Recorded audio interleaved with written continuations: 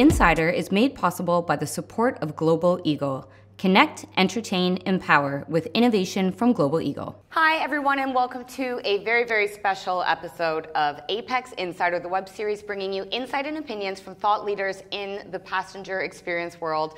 Today, we're super fortunate to be filming live on location at Apex in Boston, and we're joined by Air Canada CEO, Calin Rovinescu. Thank you so much for joining us, Calin. My pleasure, Maryann.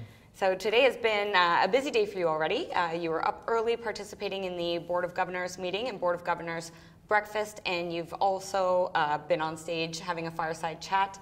And it's been announced recently that you are the recipient of the CEO Lifetime Achievement Award for Apex. Well, thank you very much. No, it's been one of those busy mornings, but those are the kind of days that I actually quite like. Yeah. So how does it feel to be winning the Lifetime Achievement Award from? Well, you know, the only problem with Lifetime Achievement Award suggests that you're at the end of your lifetime. And so I have to say that side of it, I wasn't 100% sure. And I was fortunate to have been asked a couple of times by Joe Leader, and I always said, I'm not sure we're there yet. And so anyway, so that is the one aspect of it that I'm not prepared to throw in the towel and say that Air Canada doesn't have more to achieve. So. Yeah. You know, this is one of those marathons that you never really want to be over. Mm-hmm. Well, I'm happy to hear that your lifetime at Air Canada is not quite over with either, because the airline has seen a lot of improvements from a financial perspective and from a passenger experience perspective since you've been at the helm. Most recently, there's been a big rebrand. Can you tell us a little bit more? Right. So what we decided over the last several years, as we were differentiating our leisure product, we created Air Canada Rouge, which is a leisure airline that flies to sun destinations, flies to European destinations primarily in the summertime, has created a fantastic brand recognition in the leisure market. We wanted to distinguish our premium product somewhat at the same time as Air Canada. You know, most airlines go through a rebrand every decade or 2 decades or so. We were due for it anyway. And so we used those two factors to create something that we consider puts us in a more of a premium environment, and we introduced the color black into our universe, into our DNA, and it's been actually a really, really successful time so far. Well, it looks super slick. I especially love the livery and the what do you officially call the bandit? The bandit. And is that inspired by the Canadian goose, right?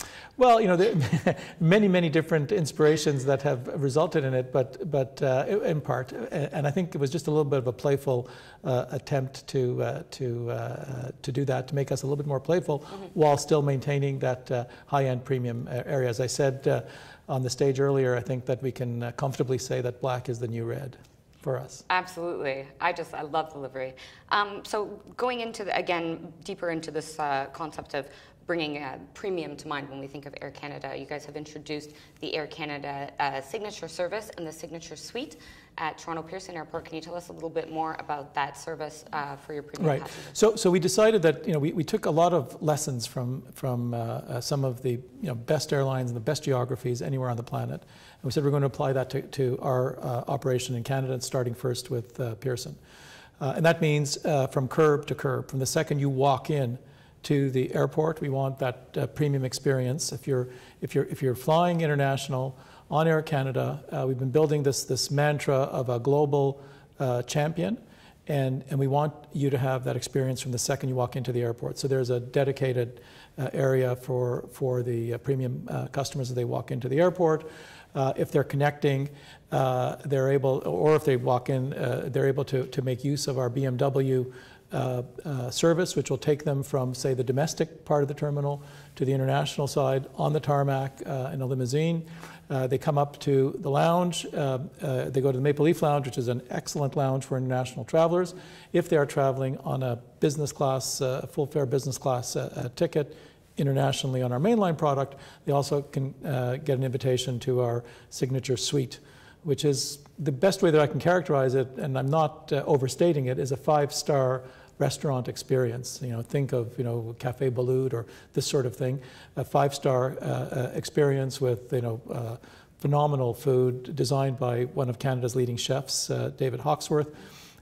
Champagnes. It really is, it's presented differently than any other business class lounge that I've ever seen.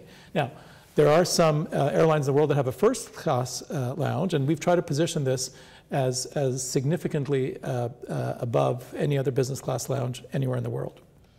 Well, it's a very stylish design, and the food looks amazing. Well, thank you. So you talked about the BMW Chauffeur Service. Is that something that's logistically difficult to make happen in a busy airport with ground equipment and luggage flying all over the place on the tarmac? Well, this is yes. The answer is yes, it is logistically challenging, and we've made it work so far in Toronto. And we'll see whether the service can be justified elsewhere. And it's been actually proven to be actually a really good marketing tool for BMW itself, because they've had lots of customers who really like the car and they're buying. So that obviously is one of the reasons that they're doing it. So yes, logistically complicated, as are all of the facilitation activities. Yeah. We've been building our vision of dedicated hubs, that can serve international connecting passengers, and Toronto, of course, is the largest. And the logistics of breaking down, how do you avoid having to pick up your bags if you connect through Toronto going on to the United States? How do you avoid having to go through a secondary screening process? How do you avoid a long lineup if you're connecting, but yet you still have to clear Canadian customs in Canada? So all of these processes, something that we've worked very, very hard on to try to facilitate, because we want our Canadian hubs to be, for all practical purposes, as convenient as any U.S. hub for connecting U.S. travelers. So you're quite passionate about the airport experience, because there's so much you can do within the cabin and your own lounges, but there's a lot that's sort of outside of the airline's control when it comes to the passenger experience at security, luggage collection, sort of points like this. So what's your stance on that, or how can we improve it so that the experience is more seamless? Well, we've been investing heavily. Air Canada alone has invested $13-14 billion, depends on how you count, in terms of the new aircraft.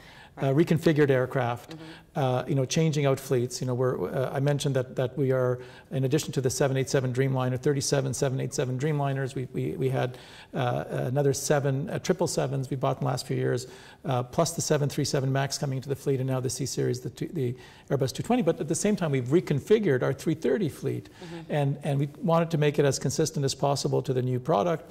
We've reconfigured our older 777 fleet. So this is massive investment, largely in and around the airplane and what goes on in the airplane.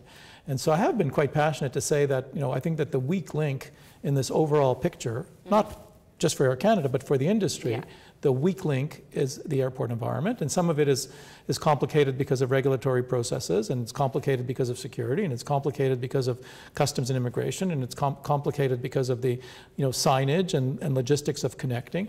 And so I'm pushing those that are involved, including Apex, to sort of start saying, look, there's a tremendous amount of time that is spent in the airport environment in addition to on board the airplanes, and can we not collectively do a better job of both facilitation and connections? And so we've done our part by creating these great lounges and suites and so on and so forth. An interesting experience when they enter the airplane. You have concierge service that can escort people through the airport environment. But now I think it's up to the airports and the regulators and the governments to sort of say the convenience inside the airport needs to be significantly more facilitated. And we talked briefly this morning about biometrics as being a measure to facilitate that if you've gone through it yesterday and you've been cleared yesterday, chances are you can be cleared again today without having to go through a more rigorous process. Certainly the airlines will adopt biometrics for sure over time, but I think the first order of business is to have the folks working in the security and in the CBP, Customs Border Protection agencies, fully embracing it and using it. When it is used for global entry and nexus, but I'd say that it is used to facilitate in part. It doesn't actually replace that process. Well, I hope they're listening and they take your advice on that, and we start to see a little bit more of a more seamless airport experience soon. Just finally, going back to the fleet and what's happening on board, Air Canada will soon start taking delivery of what used to be called the Bombardier C Series, now the Airbus A220. How might that change the look of your route network, and what sort of passenger experience enhancements can Air Canada passengers expect when these aircraft are added? So the way we've looked at the Airbus A220, formerly the C Series, is we think it can be a game changer for our narrow body segment, similar to what the 787 did for the wide body. 787 enabled us to fly to destinations we couldn't fly to before. So either because we didn't have the right airplane that had the range, or because we had an airplane that had too much, it was too much of an airplane, too many seats for what the market could bear. And so C-Series in similar ways able to do the same thing. So it has amazing range for a relatively small airplane, amazing range, can do transcontinental missions at a significantly lower cost, you know, because of the fuel burn. And so we do look for it to start routes that we could not otherwise serve. So we have many secondary markets in Canada outside our three main hubs. You talk about, you know, Toronto, Montreal, Vancouver. Of course, Canada's got a massive geography, and all of the other cities in Canada want to have increased service. In some cases, increased service that'll take people across, you know, transcontinental flights. So, you know, you look at cities like Winnipeg and Halifax that can have, you know, increased service, and then you'll have materially improved product where the C-Series or the A220 replaces the Embraer 190, which is the primary aircraft that it's replacing in our fleet. So it's a significantly more comfortable airplane with better economics, better bins.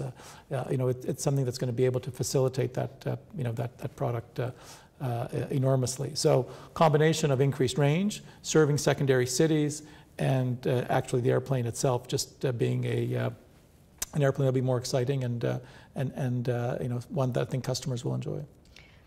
And I know you haven't released anything in terms of seat plans or configurations or too many details about what the in-flight product and flight entertainment connectivity might be like yet. Can you share anything at all? Well, I can't give the scoop today, Maryann, unfortunately, but I can say that you know, we've taken a lot of lessons from what has worked for us in the rest of our fleet, and so we know very well what works and what doesn't. And I think, you know, as a result of the C-Series being the latest to join the family, we have a really good indication. We've worked with all of the main suppliers on the IFE side. We've worked with all the main suppliers and looked at several alternatives on the Wi-Fi side. And so we think we'll have a really compelling product and an award-winning LOPA. Well, we'll be keenly anticipating those announcements as and when they're ready. Thank you so much for joining us today, Calin. Thank you for your time.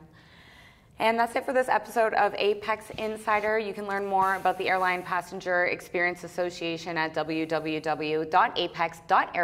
and make sure to subscribe to our YouTube channel so that you don't miss any more great interviews like this.